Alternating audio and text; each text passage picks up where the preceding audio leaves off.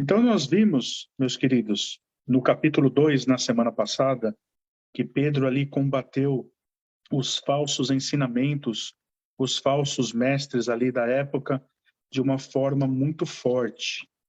O capítulo 2 é um capítulo muito forte, e nós vemos ele também seguindo de um capítulo primeiro, ali onde ele disse que ele estava ali diligentemente se esforçando para lembrar os irmãos da santa doutrina, da palavra do Senhor.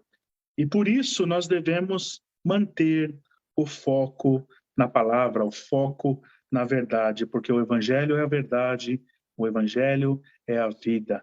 E eu gosto de começar destacando isso, meus queridos, o nosso objetivo nos estudos. Eu sempre nas pregações expositivas, tanto nos nossos estudos, eu sempre gosto de destacar e repito isso todos os estudos. Devemos seguir os apóstolos, devemos imitar o Senhor Jesus, devemos imitar a sã doutrina, os ensinamentos apostólicos, e esse é o nosso grande desafio. Então, que nós já iniciemos já com isso em mente, que nós devemos imitar os ensinamentos apostólicos, ok? Meus queridos, eu vou pedir agora para Valquíria estar lendo para nós, então, o capítulo 3 de 2 Pedro. 2 Pedro, capítulo 3. Amados, esta é agora a segunda epístola que vos escrevo. Em ambas, procuro despertar com lembranças a vossa mente esclarecida, para que vos recordeis das palavras que anteriormente foram ditas pelos santos profetas, bem como do mandamento do Senhor e Salvador, ensinado pelos vossos apóstolos, tendo em conta, antes de tudo, que nos últimos dias virão escarnecedores com os seus escárnios, andando segundo as suas próprias paixões, e dizendo: onde está a promessa da tua vinda? Porque desde que os pais dormiram, todas as coisas permanecem como desde o princípio da criação.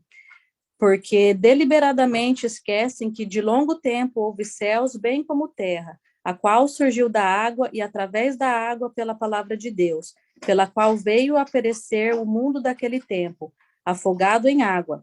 Ora, os céus que agora existem e a terra, pela mesma palavra, têm sido entesourados para fogo, estando reservados para o dia do juízo e destruição dos homens ímpios. Há, todavia, uma coisa, amados irmãos, que não deveis esquecer, que para o Senhor um dia é como 1000 anos, e 1000 anos como um dia. Não retarda o Senhor a sua promessa, como alguns a julgam demorada. Pelo contrário, ele é longânimo para convosco, não querendo que nenhum pereça, senão que todos cheguem ao arrependimento. Virá, entretanto, como ladrão o dia do Senhor, no qual os céus passarão com estrepitoso estrondo, e os elementos se desfarão abrasados. Também a terra e as obras que nela existem serão atingidas. Visto que todas essas coisas hão de ser assim desfeitas, deveis ser tais como os que vivem em santo procedimento e piedade, esperando e apressando a vinda do dia de Deus, por causa do qual os céus incendiados serão desfeitos, e os elementos abrasados se derreterão. Nós, porém, segundo a sua promessa, esperamos novos céus e nova terra, nos quais habita a justiça.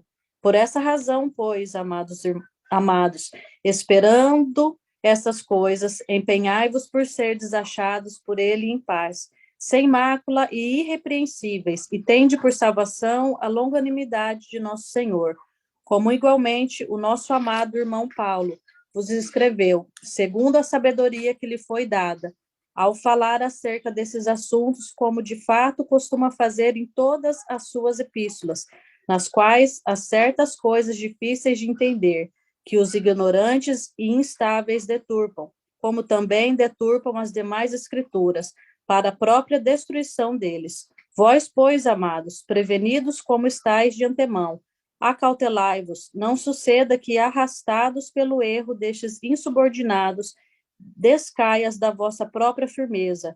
Antes, crescei na graça e no conhecimento de nosso Senhor e Salvador Jesus Cristo. A Ele seja a glória, tanto agora como no dia eterno. Amém. Se vemos aqui no capítulo 2, um contexto ali, onde o apóstolo Pedro fala de falsos mestres, heresias destruidoras. E aí ele fala aí das práticas libertinas que estavam ali deturpando o evangelho. Nós vemos aqui no capítulo 3 também que eles estavam deturpando a vinda do Senhor e o seu significado. Meus queridos, eu sempre destaco essa questão de nós estarmos sempre focados no ensino da palavra, e repito isso diversas vezes, não porque isso, na verdade, porque a própria Bíblia está repetindo várias vezes.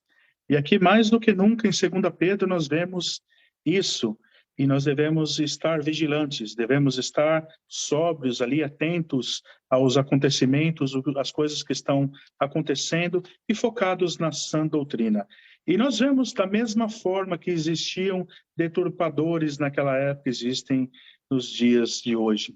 Essa semana eu estava vendo uma fala de um jovem pastor, eu não sei se eu posso chamá-lo de pastor, e ele disse algo assim extremamente absurdo, mas um absurdo muito grande para nós que lemos e estudamos a Bíblia. E ele disse o seguinte, que você tem o mesmo valor de Jesus. E assim eu fico pensando até onde que vai chegar os absurdos desse evangelho antropocêntrico e humanista que foca em agradar o homem. Se nós olharmos João, ele teve a revelação de Apocalipse, nós vemos ali que o apóstolo João, ele chorou muito porque ele viu que ninguém era digno de abrir o livro. Ele chorou muito. E aí me vem um camarada desse e me fala que nós temos o mesmo valor de Jesus. Meus queridos, João chorou ali porque o único que é achado digno de abrir o livro é exatamente o único digno, o Senhor Jesus. E nós não temos o mesmo valor que Jesus, coisa alguma. Nós devemos entender o significado, irmãos. Entender da mesma forma como o apóstolo João ali, ele olhou e disse, ninguém é digno. Ele chorou muito por ver essa realidade de quem nós somos e de quem é o Senhor. Soberano, maravilhoso, sem pecado, o único digno, né? Então nós devemos realmente estar atentos ao que é pregado nos nossos dias e entender o que a Bíblia nos diz, entender quem nós somos. Isso é de extrema importância, porque o Evangelho, da mesma forma como na época de Pedro aqui, está sendo deturpado, muito deturpado, e nós devemos estar vigilantes. Aqui no versículo 1 nós vemos, Pedro nos lembra que essa aqui é a segunda epístola que ele escreve. Ou seja, aqui é um fato interessante. Ele está, ao mesmo tempo, aqui mencionando que é a segunda e, ao mesmo tempo, autenticando a primeira. Obviamente, então, nós já temos uma segurança também nessa primeira carta a Pedro, porque ele mesmo está falando, fui eu que escrevi a primeira carta a Pedro aqui. E interessante que ele fala aqui que em ambas ele diz que ele quer lembrar os irmãos do ensino para as vossas mentes esclarecidas. É bem interessante isso. E nós vemos, seguindo aqui no versículo 2, o que é esse ensino?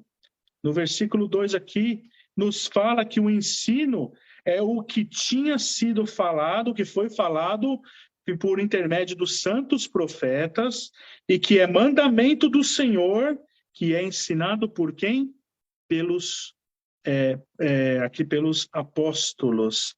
E aí eu entro no que eu sempre tenho dito, o ensinamento apostólicos que nós devemos imitar, que nós devemos nos atentar. Interessante aqui o que o apóstolo Pedro está dizendo, dos profetas aos apóstolos. Aqui nós vemos que as profecias, todas as profecias do Velho Testamento, elas apontam apontam para o Senhor Jesus Cristo. E é nesse sentido aqui que Pedro está falando, dos profetas aos apóstolos. Por quê? Os apóstolos foram os que foram ensinados pelo Senhor Jesus. E eles são os enviados. Eles foram os enviados do próprio Senhor Jesus para ensinar a sã doutrina. Por isso nós vemos aqui o zelo de Pedro, nós vemos também o zelo de Paulo, de todos eles, sempre ensinando as verdades do Evangelho, expondo os erros dos hereges, expondo o erro ali dos falsos mestres que ensinavam falsas doutrinas.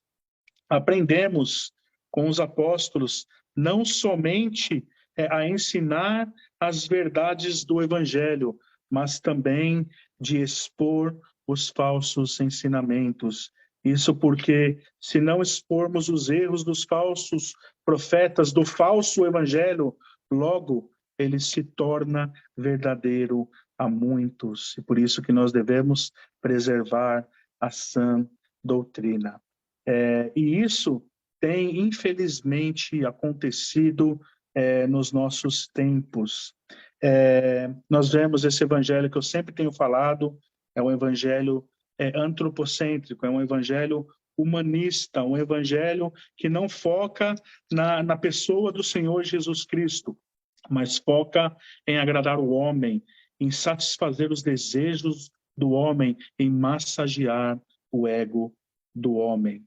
E nós vemos que o Evangelho, eu sempre repito isso, meus queridos, o Evangelho, ele não é terreno, ele não foca nas coisas deste mundo, ele não diz que você vai ficar rico, que você vai ser bem-sucedido aqui nessa terra. Nós vemos que esse Evangelho ele é mentiroso justamente por causa disso, porque tudo é aqui na terra. Tudo, absolutamente tudo que você vai conquistar aqui na terra. Nada é no céu, irmãos. Nada de céu. É sempre em conquistar, triunfalismo e tudo aqui na terra. E nós vemos que Paulo inicia o segundo capítulo aos Colossenses ali, falando justamente sobre isso, falando que nós não devemos ter os nossos pensamentos nas coisas da terra, deste mundo, mas nós devemos estar focados nas coisas do céu, nas coisas celestiais. E isso é de extrema importância, meus queridos, que nós venhamos entender este contraste entre o verdadeiro evangelho, que foca nas coisas, na pessoa do Senhor Jesus e nas coisas celestiais, né? Ao contrário desse falso evangelho, que foca nas coisas deste mundo, nas coisas terrenas e que leva as pessoas a seguir as suas próprias cobiças. E muitos assim, eles têm se esquecido da vinda do nosso Senhor Jesus, porque eles estão muito apegados às coisas deste mundo.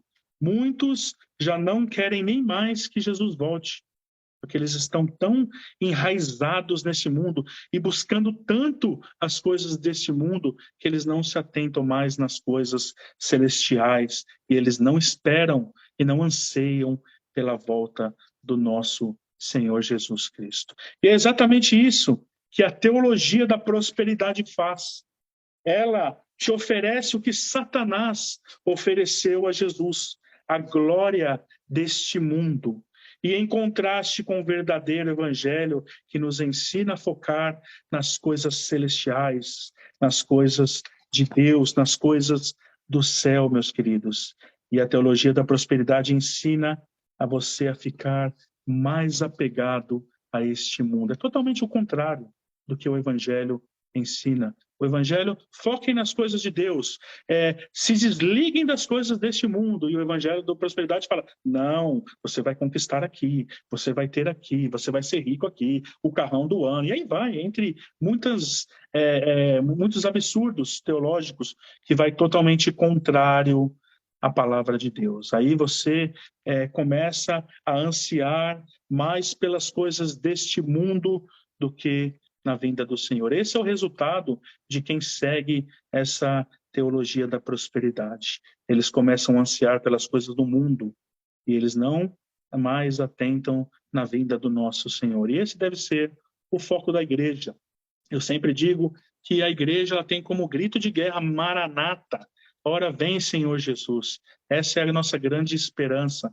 E é nisso que nós devemos focar, em um dia estar com o nosso Senhor, e um dia nós podemos vê-lo e viver para sempre com Ele. Meus queridos, olhe para dentro de você. Olhe qual é o seu maior anseio. O que você mais anseia? O que você mais deseja? Fazendo essa introspecção diariamente, você pode ver se Jesus tem sido o seu maior anseio. Ou talvez você pode, fazendo essa introspecção, descobrir que o seu maior anseio é pelas coisas deste mundo e os seus encantos. E se esse for o que você achou fazendo essa introspecção, eu te instruo a orar ao Senhor, meus queridos. Que não é esse o foco que o cristão deve ter. O cristão ele deve ter o coração na vinda do Senhor e não nas coisas deste mundo. Nós devemos ansiar pela vinda do Senhor mais do que qualquer coisa neste mundo. E eu encorajo os irmãos, façam sim essa introspecção todos os dias. O que está no meu coração? O que eu estou desejando? O que eu quero muito? É a vinda do Senhor? Ou são outras coisas? Então é interessante, meus irmãos, a gente sempre estar fazendo essa introspecção e sempre analisando o nosso coração, porque o nosso coração é enganoso, ele nos engana, e nós devemos estar atentos, meus queridos, e sempre seguir aqui a instrução apostólica, né? A instrução do apóstolo Paulo em se atentar nas coisas do céu e não nas coisas terrenas que são passageiras. Versículo 3 aqui nós vemos, nos fala sobre escarnecedores. Sabe o que é um escarnecedor? O escarnecedor é aquele que zomba, aquele que zomba e caçoa, que tira sarro das coisas santas. No caso aqui, Pedro nos diz que eles andam aqui segundo as próprias paixões, seguindo ali o conselho do mundo e não seguindo o conselho da doutrina bíblica, não seguindo o aconselhamento aqui, o conselho apostólico dos apóstolos. Então nós devemos nos atentar a isso, meus queridos. Existem muitos escarnecedores que zombam das coisas de Deus. E aqui nós vemos no versículo 4, que nos fala um pouco de como eles zombam da vinda aqui do nosso Senhor. Dizendo aqui, onde está a promessa da sua vinda? Porque desde que os pais dormiram, todas as coisas permanecem como desde o princípio aqui da criação. Aplicando esse texto para os nossos dias, um escarnecedor é aquele que zomba quando nós falamos da vinda do nosso Senhor Jesus. Eles dizem, já se passou 2000 anos. 2000 anos já se passaram. Né? Se Jesus não vai voltar coisa nenhuma. Né? Vocês têm falado isso há muito tempo. Né? Eles não acreditam na vinda do Senhor e eles zombam, dizendo, cadê esse Jesus que nunca chega? Cadê esse Jesus que nunca vem? Quando que ele vai vir? E aí eles zombam, eles caçoam, eles escarnecem, né, as coisas santas de Deus. E a gente prega que Jesus vai voltar, mas o escarnecedor diz, volta nada. Ele zomba, ele desacredita, ele diz que isso é papo furado nosso. E para piorar, meus queridos, eu vejo que até dentro da igreja, muitos teólogos aí escatológicos que pioram a situação tentando prever a volta do Senhor Jesus. Alguns dizem que Jesus vai voltar. Não, ainda vai demorar. Segundo aqui a minha análise bíblica, vai demorar mais 1000 anos. né? As pessoas acham que sabem o dia, sendo que o próprio Senhor Jesus disse que o dia ninguém sabe. Ninguém sabe, irmãos. Não adianta a gente querer saber o dia. Não sabemos. Ninguém sabe. Somente Deus sabe o dia. E, irmãos, eu quero destacar algo aqui para os irmãos. Recentemente, no ano passado, se eu não me engano, teve um pastor brasileiro que ele disse que ia acabar o mundo. Não sei se foi em março do ano passado. Foi algo assim. E não acabou, obviamente, irmãos. Ninguém sabe. Muitos já tentaram. Nós vemos ali no movimento adventista também, já várias previsões, e muitos ao longo dos séculos tentaram prever, vai ser nesse dia, não é, aí tenta outro, aí eu errei o cálculo. Irmãos, não existe isso. Se alguém falar, eu tive uma revelação de Deus, que o dia vai ser no dia tal, você já pode olhar diretamente e falar, está aí um falso profeta, um falso mestre. Porque eu sempre digo isso, o Espírito Santo, o agir de Deus, ele nunca vai contra o que as Escrituras Sagradas dizem. Então, se alguém quiser revelar alguma coisa para você, dizendo que vai contra alguma coisa da Bíblia, irmãos, isso não existe. São falsos profetas ali, a gente pode apontar já direto, falso profeta. Né? Isso não existe. Ninguém sabe o dia, meus queridos, somente o Senhor. E nós vemos aqui no versículo 5, continuando, nos diz que eles se esqueceram, né? Porque deliberadamente esquecem que o longo tempo houve céus. Aqui a palavra mesmo, ela é esquecer mesmo. E quando nós dizemos aqui esquecer, é que todo homem, esqueceu aqui no caso, que todo homem sabe. Que Deus é o Criador, que Deus é o Criador de todas as coisas. E a Bíblia nos diz que isso é manifestado pelas obras do Senhor. Paulo nos diz que a lei de Deus, ela foi gravada no coração do homem. E Paulo diz mais ainda, por isso o homem, ele tem noção, nós vemos do bem e do mal. Paulo, ele diz que os atributos de Deus, eles são manifestos a todos os homens pela criação de Deus. Por tudo que Deus fez, nós podemos o conhecer. Isso é óbvio, irmãos, que as coisas não vão ser criadas do nada. A própria ciência, ela diz que nada não pode criar algo. É muito óbvio isso. Então, por isso, o apóstolo Paulo diz ainda que os homens são indesculpáveis, porque eles negam o que Deus manifestou, os atributos de Deus se manifestaram através dos seus feitos grandiosos. E todo homem, portanto, é indesculpável. E Pedro aqui nos diz que esses homens não conseguem mais ver a glória de Deus em tudo que ele criou. Eles se esqueceram que Deus existe e zombam das coisas santas. E por isso seguem apenas o curso desse mundo, apenas as suas paixões, as paixões do mundo. E aqui, continuando, o versículo 6, nós vemos que pela mesma rebeldia, aqui veio o juízo de Deus, aqui falando que foi afogado em água, se tratando aqui, falando do dilúvio. E no versículo 7 nos diz que pela mesma palavra que destruiu o mundo antigo, ele trará a destruição dos homens ímpios. Notem que é o mesmo Deus, irmãos. O mesmo Deus que proferiu ali no passado e fez no dilúvio, ele vai fazer. Ele está dizendo que vai vir o juízo sobre os ímpios, aqueles que zombam, aqueles que negam a vinda do nosso Senhor Jesus, aqueles que são rebeldes e que não creem e entregaram suas vidas ao Senhor. Versículo 8 nos diz algo maravilhoso, que nós não devemos esquecer.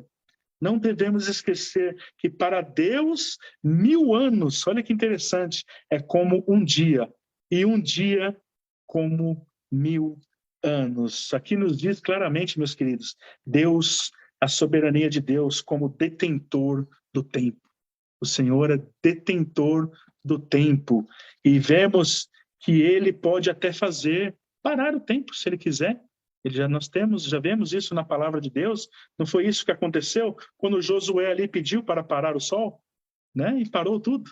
Deus pode fazer parar o sol, pode fazer parar a terra, fazer parar o tempo. Deus, ele é soberano.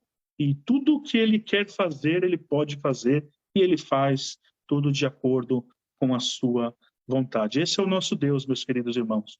Um Deus tremendo, um Deus soberano. Eu gosto sempre de destacar isso. Quem é Deus, irmãos? Devemos entender que ele tudo pode e ele tudo faz no seu tempo, né? Eu fico, às vezes, pensando nisso. 1000 anos para ele é um dia, né? 1000 anos para ele pode ser como se fosse um dia como se fosse 1000 anos. É um Deus fantástico.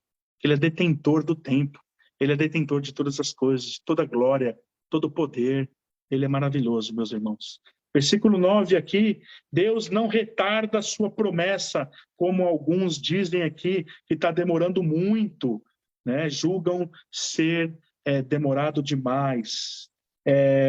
A misericórdia nós vemos aqui na parte B, meus irmãos, na parte B do versículo 9, que Deus tem misericórdia. Deus, ele é longâmino e não quer ali que nenhum se perca. Olha que interessante isso, irmãos. Muitos acham que Deus, ele é uma pessoa que está ali só para julgar. Não é não, meus irmãos. Eu sempre falo isso, e é muito importante nós entendermos que o amor de Deus sempre anda junto com a sua justiça. Deus, ele ama. E aqui nós vemos isso, que ele não quer que ninguém se perca, para que todos cheguem ao arrependimento. A vontade de Deus é que todos cheguem ao arrependimento, e para que esse tempo, essa demora, essa é a justificativa, como nós devemos justificar essa demora, porque ele quer que mais pessoas se salvem. E às vezes a gente pode perguntar, e os muçulmanos, os hindus, os budistas? Irmãos, eu assisti um documentário alguns anos atrás, que ele chama Dreams. Eu acho que vocês podem, até no eBay, eu acho que vocês conseguem esse documentário. Ele conta a história de muçulmanos que se converteram ao cristianismo. E um dessas histórias, né, reais, conta a história de um terrorista, de um ex-terrorista, que ele se infiltrou em uma igreja no Egito para poder destruir a igreja, jogar bombas e destruir a igreja. E ali, ele fala que quando ele foi na igreja, os outros terroristas falaram: você vai ter que pegar a Bíblia deles, fingir que você é um deles, e aí você até lê com eles lá, tudo faz parte dos ritos deles, e aí depois, na hora certa, você vai jogar a bomba na igreja e vai matar ali os cristãos. E ali ele começou, realmente, foi para lá, pegou uma Bíblia e começou a ler a Bíblia. E aí, meus queridos, conhecereis a verdade, e a verdade vos libertará. Eu sempre, irmãos, nós vemos que em Coríntios, Paulo fala que muitos se perdem por negligência nossa, porque nós negligenciamos a pregação do Evangelho e nos omitimos, não fazemos o papel de pregar o Evangelho. E isso para nossa é culpa nossa, é que Paulo diz ali, para nossa vergonha, é assim que ele diz. E eu vejo que nós olhamos em Lucas, capítulo 19, se eu não me engano, que ele fala, 19, versículo 40, isso, que ele fala ali que se os discípulos não pregassem, as pedras clamariam. E, meus queridos, eu vejo a misericórdia de Deus. Muitas pessoas falam: mas Deus é mau, né? Deus vai deixar que alguns se percam.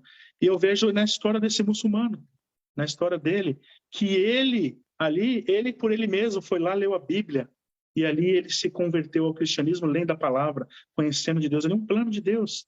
E nós vemos vários casos de que pessoas, muçulmanos de outras religiões, se converteram, até mesmo sem ninguém pregar a eles. Meus queridos, eu não sei se vocês sabem disso, mas a maior igreja, hoje em dia se acredita que a maior igreja que existe é justamente um lugar onde não se pode pregar o cristianismo, que é a igreja subterrânea da China. Hoje acreditam-se, não dá para calcular, porque é comunismo lá, não podem. Acreditam-se que é a maior igreja do mundo, é a igreja da China. Então eu vejo a misericórdia de Deus, irmãos. Muitas vezes nós devemos apenas confiar, irmãos. Tem muitas coisas que nós não vemos, mas Deus está agindo. E é esse Deus aqui. Não deixe que essas pessoas que dizem, esse Deus é mau. Não é, meus irmãos. Deus é maravilhoso. É esse Deus aqui, ó, que na parte B do versículo 9, nos diz por que a demorada aqui. Pelo contrário, porque ele é longâmino para convosco, não querendo que nenhum pereça, senão que todos cheguem ao arrependimento. Então nós devemos entender, meus queridos, é um Deus rico em misericórdias, é um Deus maravilhoso. Esse é o nosso Deus. Ele julga sim, ele é reto, ele é justo, ele não pode negar os seus atributos, a sua santidade, mas ele é um Deus, ele é amor, ele é um Deus maravilhoso, um Deus rico em misericórdias, e nós devemos entendê-lo como ele é. Versículo 9, ali nós vemos que ele virá, o Senhor virá como um ladrão e a terra será destruída. Aqui nós vemos no versículo 12, será destruída aqui por fogo. No versículo 12, aqui dizendo, esperando e apressando a vinda do dia de Deus, por causa dos quais os céus incendiados serão desfeitos e os elementos abrasados se derreterão. Nós vemos aqui no versículo 10 apenas cita aqui que abrasados, né? Que todos os elementos aqui da terra haverá um grande estrondo e os elementos se desfarão abrasados. E o versículo 12 aqui, ele diz mais especificamente que serão desfeitos os elementos abrasados e derreterão. Então aqui é interessante isso, irmãos, que aqui é o único texto da Bíblia que nós vemos que mostra que o nosso sistema solar vai ser desfeito por fogo, né? Nós vemos em Apocalipse ali, no caso, que nós vemos que cairá fogo, né? 1/3 da terra, mas dizendo que o mundo vai acabar em fogo dessa forma, esse é o único texto da Bíblia que nós encontramos dizendo isto. Então é interessante nós vermos aqui que a vinda do Senhor vai vir como um ladrão e a terra será destruída aqui pelo fogo. E no versículo 11 diz, por isso que nós devemos aqui viver uma vida santa, né? De um santo procedimento e piedade. Por isso nós devemos levar, meus queridos, as coisas de Deus a sério. Vemos que aqui a história ela não vai se repetir como ela foi no passado ali, no mundo antigo, que nós vemos no dilúvio, em Gênesis ali, capítulo 6. E um fato interessante que nós vemos, irmãos, isso acontece ali no pacto que Deus fez com Noé. O pacto que Deus faz, ele diz que sempre que nós vermos ali o arco dele no céu, significa que o pacto que ele fez com Noé, que o mundo nunca mais acabaria com água. E o que nós vemos aqui é que Pedro diz que será por fogo, né? Então nós vemos que Deus ele não vai repetir, né? Não vai repetir no mundo antigo como foi destruído em água, mas aqui nós vemos Pedro dizendo que vai ser em fogo. Versículo 13, ao versículo 15, nós vemos que após esse incidente, novos céus, onde haverá apenas a plena justiça de Deus. Será um lugar onde não haverá injustiça, onde não haverá choro, não haverá mal algum. Será um lugar onde nós veremos a justiça de Deus ali plena, reinando. E nós devemos, meus queridos, esperar a vinda do Senhor, como tendo em mente que a demora, que é descrita aqui no versículo 15, por causa da paciência de Deus, por causa da paciência de Deus, que significa salvação. Olha que interessante, hein? Então, essa demora toda, por causa da paciência de Deus, que significa salvação. É muito interessante nós olharmos por essa perspectiva aqui. No versículo 15, nós vemos que Pedro aqui cita Paulo, como o irmão Paulo também vos escreveu, Pedro aqui também, nós vemos outra coisa muito interessante, se nós olharmos, que ele autentica também os escritos de Paulo, fazendo isso, que ele está dizendo aqui como Paulo ensinava, como Paulo escrevia as suas epístolas aqui também. Então aqui ele também está autenticando aqui os escritos do apóstolo Paulo. Aqui Pedro, o grande líder que foi focado mais ali nos judeus, e Paulo, que foi o apóstolo dos gentios, focado mais nos gentios. Nós vemos ali, talvez não, foram os dois maiores líderes da igreja primitiva, né? Um focado nos judeus, mais na evangelização de judeus, e o apóstolo Paulo, o apóstolo dos gentios. Versículo 16, ele fala também algo bem interessante, que há algumas certas coisas que o apóstolo Paulo escreviam eram difíceis de entender. Eu até entendo isso. Mas que os ignorantes e os instáveis, eles deturpavam. Meus queridos irmãos, eles continuam deturpando os ensinamentos difíceis do apóstolo Paulo. Muitos não fazem um esforço para poder entender. Eu dou um exemplo, meus queridos, da doutrina da predestinação, que nós já estudamos diversas vezes aqui, já debatemos bastante, analisamos bastante, e é uma doutrina que muitas pessoas não aceitam, mas nós não podemos tirar da Bíblia, não tem como. E eu vejo que muitos líderes evangélicos, hoje em dia, pregam dizendo que a doutrina da predestinação é uma doutrina fatalista, e ignorando que ela é bíblica, irmãos. Na verdade, é que as pessoas não entendem a doutrina da predestinação e eles dizem que é uma doutrina fatalista, justamente porque eles não entendem. Mas, como eu sempre digo, as pessoas podem não concordar, mas tirar da Bíblia não tem como. Está em toda parte. Os eleitos, os predestinados, Deus predestinou na fundação do tempo. Então, o que eu sempre falo para os irmãos, essa questão, nós devemos estudar, não ignorar. Então, nós vemos que muitas coisas que Paulo escreveu, algumas delas são bem difíceis. E nós devemos, por isso, então, não fazer aqui como Pedro está dizendo, os que deturpam. Nós devemos ter paciência, buscar entender, meditar na palavra. É por isso mesmo que a própria Bíblia diz, o próprio Senhor Jesus diz, para examinar as Escrituras, porque elas testificam de mim. Então, a Bíblia ela deve ser estudada, ela deve ser analisada. Então, nós devemos meditar, ao ponto de meditar, irmãos. Ler uma vez, ler duas, ler três, ler quatro. A Bíblia fala que foi dado mestres e doutores justamente para nos ajudar com isso. Homens que Deus dá uma sabedoria a mais para poder nos ajudar. E existem muitos homens, muitos doutores que são homens de Deus também, que ajudam muito, muitos livros bons também. Então, nós temos muitos recursos nos nossos dias, irmãos.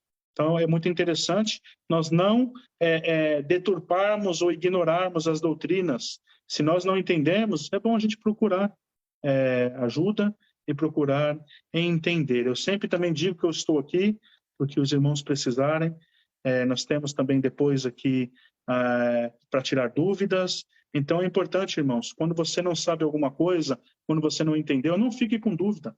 Tente procurar a resposta, ler a palavra, ouvir o ensinamento e sempre analisando as Escrituras, para nós não cairmos no engano dos homens.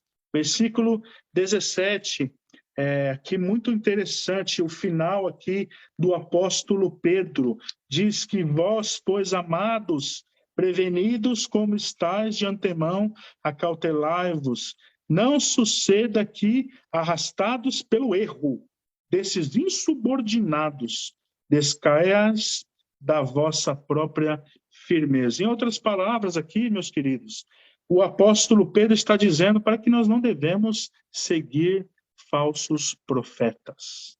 É basicamente isso. Existem vários falsos profetas.